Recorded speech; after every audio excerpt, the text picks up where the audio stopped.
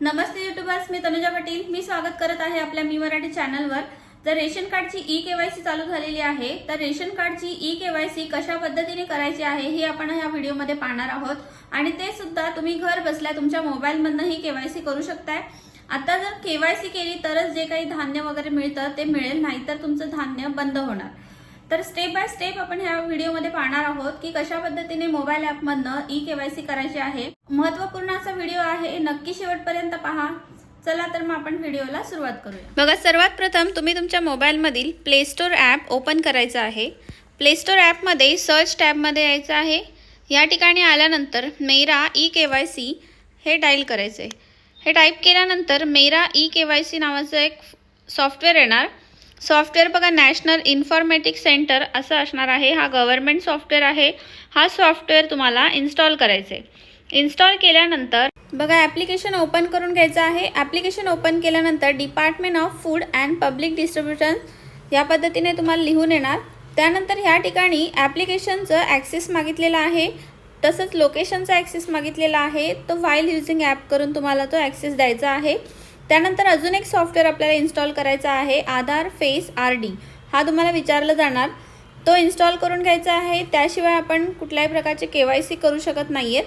हा app install केल्यानंतर आपल्याला पुन्हा एकदा बॅक करायचा आहे आणि जो आपण ॲप्लिकेशन अगोदर घेतला होता मेरा ई-केवायसी, त्या मेरा ई-केवायसी ॲप्लिकेशनवर यायचं आहे आणि पुढचे डिटेल्स जे आहेत ते फिल करायचे आहेत। म्हणजेच आपण कुठल्या डिस्ट्रिक्टमधनं कुठल्या स्टेटमधनं हा ॲप्लिकेशन ओपन केलेला आहे या गोष्टी ह्या ठिकाणी दिल्या जातात। तर बघा, आपण इथे आता बघितलं मेरा ई-केवायसी ॲप्लिकेशन ओपन केलं। ह्या ठिकाणी तुम्हाला पहिलं स्टेट आलेलं आहे। तर स्टेट आपलं जे आहे महाराष्ट्र ते सिलेक्ट केल्यानंतर तुम्हाला या ठिकाणी आधार नंबर, ज्या व्यक्तीची केवायसी करायची आहे त्या व्यक्तीचा आधार नंबर ह्या ठिकाणी टाकायचा आहे। आधार नंबर टाकल्यानंतर तुम्हाला जनरेट OTP करायचं आहे। तर OTP जो आहे त्या व्यक्तीच्या आधार कार्डला जो नंबर लिंक आहे त्या ठिकाणी जाणार। तो OTP तुम्हाला ह्या बॉक्समध्ये ॲड करायचे। OTP टाकल्यानंतर जो कॅप्चा दिलेला आहे तो कॅप्चा ॲड करून सबमिट करायचं आहे। बघा, सबमिट केल्यानंतर बेनिफिशरी डिटेल्स जे आहेत ते पूर्णपणे आपल्याला इथे बघायला मिळतात। त्यांचं नेम, स्टेट, त्यानंतर त्यांचा राशन कार्ड नंबर कुठल्या डिस्ट्रिक्टमधनं आहे, प्लस त्यांचा आधार नंबर, या सगळ्या गोष्टी इथे बघायला मिळतात। त्यानंतर इथे फेस केवायसी दिलेला आहे, त्या ठिकाणी क्लिक करायचं आहे, ॲक्सेप्ट करायचं आहे। पुन्हा एकदा व्हाईल युजिंग द ॲपवर क्लिक करायचं आहे आणि इथे त्यांचे जे सॉफ्टवेअर्स काही आहेत ते इन्स्टॉलेशन स्टेप बाय स्टेप होणार। त्यानंतर आपले डिटेल्स म्हणजेच आपलं जे केवायसीसाठी फेस आहे ते कशा पद्धतीने ठेवायचं आहे ते तुम्हाला डिटेल्स दिलेत, त्या सर्कलमध्ये बघायचं आहे आणि आपले डोळे त्या सर्कलमध्ये व्यवस्थित दिसायला हवे, आपला फेस व्यवस्थित दिसायला हवा। तर हा जो बघा हा सर्कल आहे ह्या ठिकाणी तुम्हाला परफेक्ट बघायचं आहे।